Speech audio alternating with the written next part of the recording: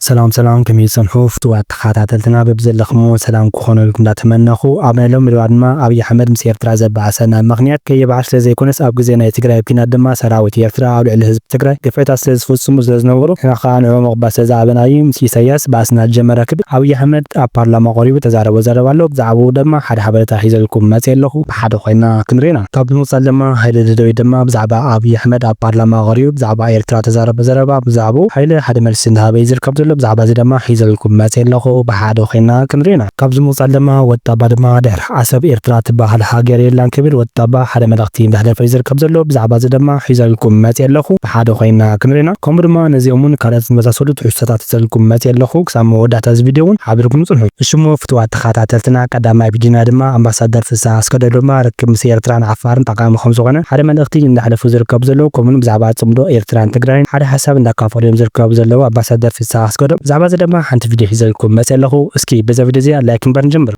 ركب مسي إيرترا طقام مخانو منم زرارو يكون ركب مسي إيرترا سلاما وركب مس عفار ترتل باني نبدأكم يحلف مزول سرعتنا هلو عفارون مس هذا عفار سلام كبار جنوسايد فصمه منግስቲ ኤርትራ ስልጣን ሃለውን ካውን ከይቅጽል ከምዘል ቆይ ተኾነ ግዜ ፈቂዱ ኣብ ካሊ ትበጽሕ ትከሓሓስ ሕጊ ሰፍን ስርዓት ይቕየር ኣብ ዝዋን እዚ ግን ትግራይ ናይ ህልውና ሓደጋ ስለ ዘለዋ ካብ ሓደ ማእከል ብዝተኻለ መጠን ምዞም ካልኦት ብቐጥታ ይኹን ብተዘዋዋሪ ክጎድእዋ ዝኽእሉ ዝገደደ ኣብ ፀገም ከእትዋ ዝኽእሉ ኣካላት ብጣዕሚ ጥንቁቕ ዝኾነ ዝበሰለ ርክብ ምግባር ኣድላዪ ባህላ እየ ኣነ ብርሑቕ እየ ዝሪኦ ሓደ ሓደ ሰባት ይግምቱ እዮም ከምዚ ኣነ ኢንሳይደር ምኾነ ንኣብነት እዚ ምስ ኤርትራ ህዝቢ ንህዝቢ ዝበሃል ፅምዶ ኣነ ምንም ፀገም የብለይን ክሪኦ ከለኹ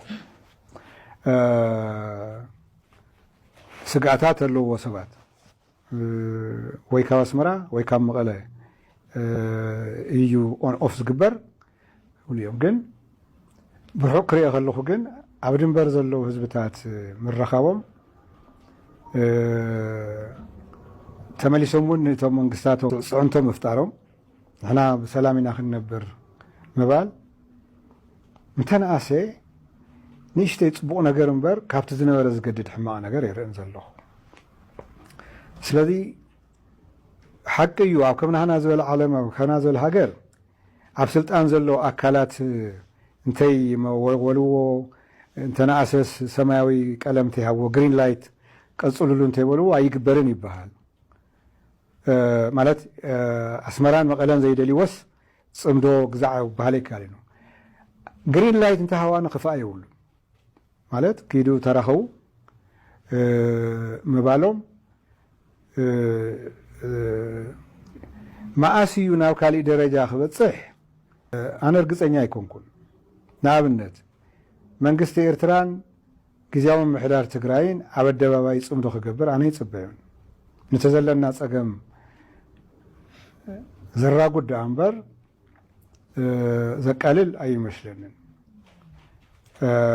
እዚ ማለት ግን ምርዳእ ክህልወካ ይኽእል እዩ እቲ ኩነታት እዩ ዘይፈቅድ ኤርትራ ሃገር እያ ንሕና እውን ኣብ ትሕቲ ኢትዮጵያ ኢና ዝኒና ብሓደ ዓለም ለኸ ስምዕነት እውን ተሓፂርና ኢና ስለዚ ካብዚ ወፃኢ ካብዚ ተበኪስና ሕዚ ንገብሮ ዕላዊ ዝኾነ ዝትግበር ፅምዶ ክንገብር ኣይንኽእልን ድልየት ግን ኣሎ ኢልካ ምስ እቲ ሓደ ወገን ምርዳእ ምፍጣር ፅቡቕ እዩ ንምንታይ እቲ ከባቢ ሰላም ንክኸውን ስለ ዝሕግዝ ከምቲ ናይ ቅድሚ ሒዚ ፀላኢ በዚ ፀላኢ በቲ ከይኾነና መተንፈስ እውን እንተረኸበ ካብዚ ምውፃእ ድማ ወጣባ ድማ ድሕሪ ዓሰብ ኤርትራ ትበሃል ሃገር የላን ክብል ወጣባ ሓደ መልእኽቲ እንዳሕለፈ ዝርከብ ዘሎ ከምኡውን ብዛዕባ ኣብይ ኣሕመድ ሓደ መልእኽቲ እንዳሕለፈ ዝርከብ ዘሎ ወጣባ ብዛዕባ እዚ ድማ ሓንቲ ቪድዮ ሒዘልኩም መፅእ ኣለኹ እስኪ ናብታ ቪድዮ ክሕልፈኩም ድሕሪ ዓሰብ ኤርትራ ዝበሃል ሃገር የለን ድሕሪ ዓሰብ ኤርትራ ዝበሃል ሃገር የለን በብግዚኡ እስኮሜሳ እንዳገበሩ እዮም ክወስድዎ ማለት እዩ ምክንያቱ ተሳዒርካ ኣለኻ ዝምፅእ ነገር ልኡላውነቱ ዘድፍር ህዝቢ ከዓ ትደሓመቐን ዝወረደ ናብ ዓለም እዩ እዚ ምሁራት ኤርትራ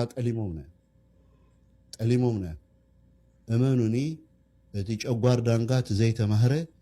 ኤርትራውነቱ ዘሕምሞ እስቲ ለሐምም ኣሎ እሱ ወድቀላ ኣሎ ዝዓዲ እምበር ካብኣቶም ተሪፍና ኢና ስለዚ አብይ አሕመድ እዚ ድራማ ናይ ጅጅጋ ናይ ዲፕሎማሲ ድራማ እዩ ንህዝቢ ኢትዮጵያ ኢኻ ህዝቢ ኢትዮጵያ ግን እብልዎ ኣለዉ ከምብበልኩም የብሲ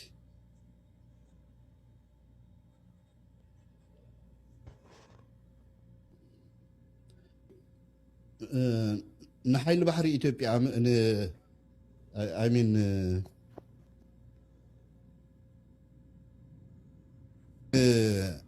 ሓይሊ ኣየር ኢትዮጵያ መልኪቱሲ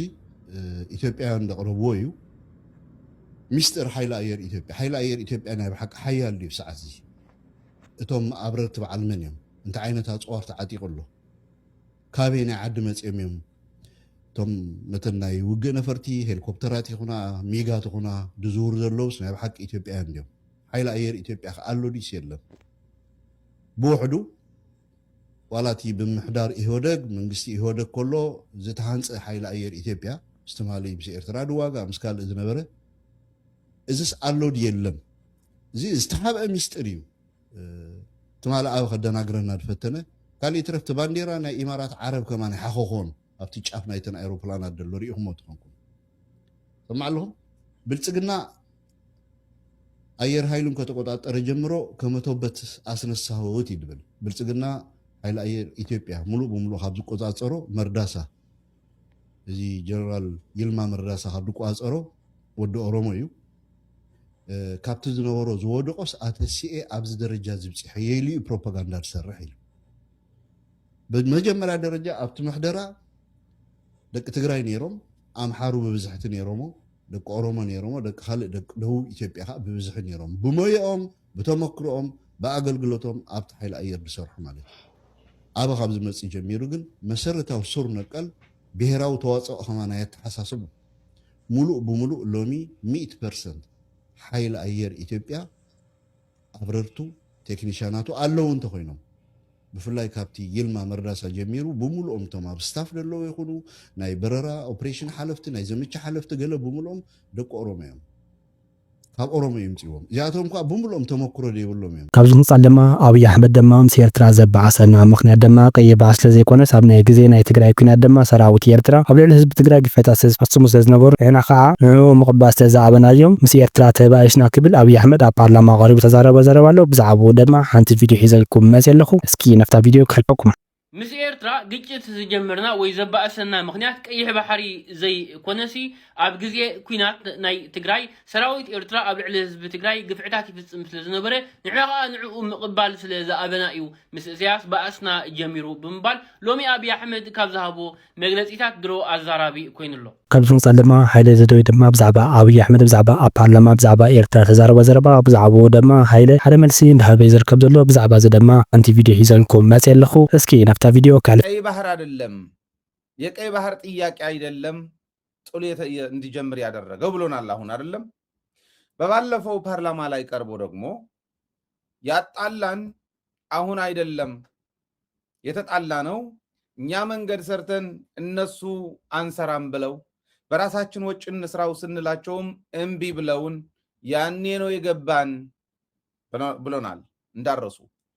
ይሄንን ብሎናል አሁን ቀይ ባህር አይደለም ይላል አሁን ደግሞ ትንሽ ራቅ አደረጋትና